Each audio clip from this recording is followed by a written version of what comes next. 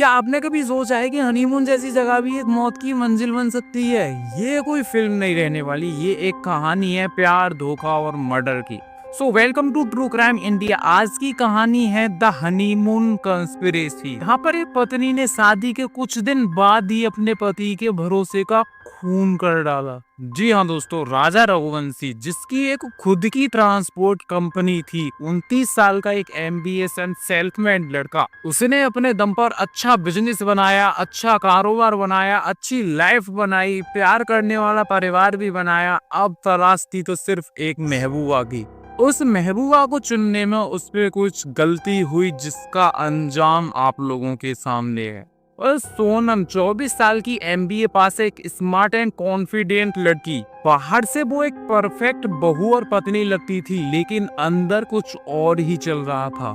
इन दोनों की मुलाकात फैमिली फ्रेंड्स के जरिए हुई थी। 11 मई 2025 को इनकी शादी सभी रिश्तेदारों के बीच हुई थी।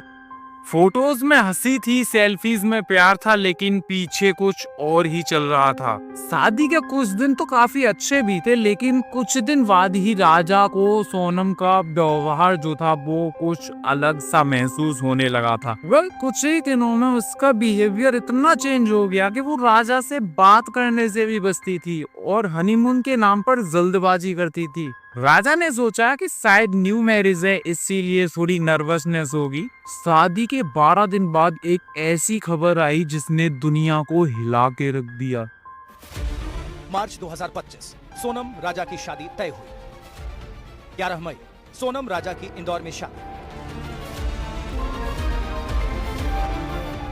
2 जून राजा का शत विक्षत शव खाई में मिला, पास में चाकू और खून से सना रेनकोट मिला। राजा इस दुनिया में नहीं रहा। एक नया लड़का जिसने अपनी जिंदगी की शुरुआत कुछ समय पहले ही की थी, वो अब इस दुनिया में नहीं रहा और उसकी मौत की वजह और कोई नहीं, उसकी ही पत्नी थी। राजा को लगा कि उसकी जिंदगी की नई शुरुआत हो रही है, लेकिन असल में उसकी जिंदगी की उल्टी गिनती शुरू हो चुकी थी। पूनम ने हनीमून के लिए कोई श्रीलंका या गोवा जैसी ऐप नहीं चुनी थी, बल्कि एक ऐसी जगह चुनी जो टूरिस्ट के लिए इतनी ज्यादा फ्रेंडली नहीं थी। मेघालय भारत का पूर्वोत्तर कोना है, जहाँ पहाड़ हैं, जंगल हैं और सीमाएं भी। 20 मई को दोनों मेघालय के लिए रवाना होते हैं और 22 मई को वो पहुंचते हैं चेरापूंजी के जंगल वाले गांव में, जहां सोनम तो पहले से तैयारी कर चुकी थी। उन्होंने एक स्कूटर किराए पर लिया और एक वहां का लोकल गाइड भी बुक किया। गाइड उन्हें ले गया 3000 सीढ़ियां नीचे एक स्थित लिविंग रूट्स ब्रिज पर। ये ब्रिज पेड़ों की जड़ों से बना हुआ था, एक खतरनाक फिसलन और नेटवर्क से कटा हुआ। यानी कोई अगर वहां मारा जाए तो ना तो वहां से आवाज बाहर जाती है और ना ही खबर जल्दी बाहर जाती है। 22 की रात दोनों वहीं एक होम स्टे में रुके, लेकिन अगली सुबह यानी 23 मई को राजा कहीं नहीं दिखा। गाइड अल्बर्ट ने जो बात बताई उसने और ज्यादा शक को पैदा कर दिया। सोनम ब्रिज से लौटते वक्त अकेली नहीं थी, उसके साथ 3 अनजान मर्द भी थे, लेकिन उन तीनों में से राजा कहीं नहीं दिखा। अब तस्वीर साफ हो चुकी थी, ये कोई हनीमून नहीं था, ये एक वेल प्लान्ड ट्रैप था, जिसका टारगेट केवल और केवल राजा था। चारों ओर सन्नाटा था, कोई सुराग नहीं, कोई कॉल नहीं, कोई लोकेशन नहीं। 10 दिन तक परिवार वाले, पुलिस वाले, मेघालय के लोकल गाइड्स राजा को देखने में लगे हुए थे। लेकिन जब 2 जून को गहरी खाई से जब बदबू आने लगती है, तब जाके पता चलता है कि राजा अब इस दुनिया में नहीं रहा। मतलब राजा के चेहरे को पहचान पाना काफी ज्यादा मुश्किल था, लेकिन उसकी स्मार्ट वॉच और उसके हाथ पर बने टैटू ने इस बात का सबूत दिया कि ये वही शख्स है जो नई शादी को हनीमून कहकर घर से निकला था। और अब एक मर्डर मिस्ट्री बन चुका है। पोस्टमार्टम रिपोर्ट में ये साफ मेंशन है कि राजा के सिर पर किसी नुकीले हथियार से 2 बार वार किया गया है। ये कोई एक्सीडेंट नहीं हो सकता, ये एक प्लान्ड एक्सक्यूशन है। सबसे हैरान कर देने वाली बात तो ये है कि राजा के पास से 10 लाख रुपए की ज्वेलरी गायब है, जो उसको उसकी शादी में मिली थी। मतलब क्या हत्यारों का जो पेमेंट है वो 10 लाख रुपए की ज्वेलरी से ही किया गया है। वहीं दूसरी ओर पुलिस को सोनम का फोन रिकॉर्ड मिला, जिसमें वो लगातार एक ही शख्स से बात किए जा रही है, जिसका नाम है राज कुशवाहा, जो उसके भाई की प्लाईवुड की फैक्ट्री में वर्कर था। अब ये कहानी प्यार और धोखे की नहीं है, अब ये केस बन चुका है, प्यार का नाटक और पैसों की सुपारी और एक खौफनाक मर्डर। राजा की मौत के बाद पहेली धीरे धीरे सॉल्व होने लगती है, लेकिन कहानी में सबसे बड़ा ट्विस्ट आना भी बाकी था। 8 जून 2025 को गाजीपुर हाईवे के पास एक ढाबा पर एक लड़की आती है जिसका नाम था सोनम रघुवंशी। वो कमजोर, गुमसुम और डर से कांप रही थी। उसने कहा कि मुझे किडनैप कर लिया था और उसके पति को उसकी ही आंखों के सामने किसी और ने मार दिया था। लेकिन पुलिस को इस बात में सच्चाई नहीं लगी। जब इन्वेस्टिगेटर्स ने उसका फोन रिकॉर्ड चेक किया तो सामने निकल के आया कि पूरी ट्रिप के दौरान उसने सिर्फ एक ही बंदे से बात की है, जिसका नाम था राज कुशवाहा।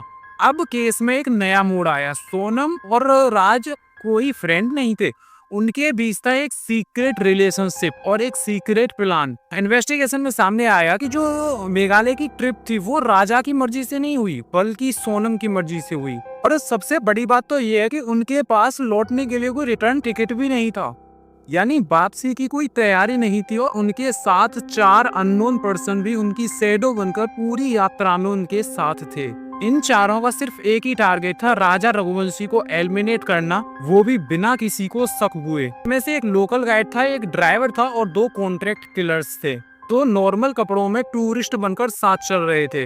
जब 2 जून को राजा की बॉडी पुलिस को मिली तो उन्होंने साफ समझ लिया कि ये कोई नॉर्मल एक्सीडेंट नहीं है, बल्कि ये एक प्री लीडर मर्डर है। जल्द ही राज कुशवाहा को इंदौर से अरेस्ट कर लिया गया है और फिर पकड़े गए बाकी 4 और लोग, विशाल चौहान, आकाश राजपूत, आनंद विना और आकाश लोधी।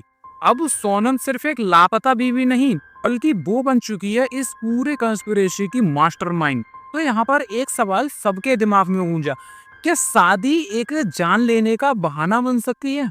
राजा रघुवंशी एक सीधा साधा इंसान जिसने सिर्फ शादी की थी, किसी से मोहब्बत की थी। उसे क्या पता था उसकी हनीमून ट्रिप उसकी लास्ट जर्नी बन जाएगी। सोनम ने जो किया वो एक मर्डर नहीं था बल्कि वो हत्या थी उस भरोसे की वो राजा ने सोनम पर किया था। पूछने वाली बात ये है, क्या जबरदस्ती शादी का मतलब ये है कि आप किसी को एलिमिनेट कर सकते हो?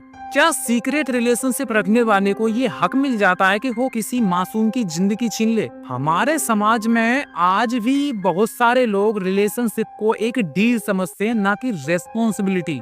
और जब रिश्ता सच्चाई से नहीं बल्कि प्लानिंग से शुरू होता है तो उसका अंजाम दुख, दर्द, धोखा और मौत ही होता है। अब सवाल ये है, क्या सोनम को डेथ पेनल्टी मिलनी चाहिए और उनके साथ उन 4 लोगों को भी मौत की सजा मिलनी चाहिए? इस केस से जो सबसे बड़ा सीखने वाला पॉइंट है वो ये है कि शादी एक कमिटमेंट है, कोई कॉम्प्रोमाइज डील नहीं। अगर आप किसी से प्यार नहीं करते तो उसकी जिंदगी बर्बाद मत कीजिए, और अगर आपको किसी रिश्ते से बाहर निकलना है तो उसका रास्ता मर्डर तो नहीं है।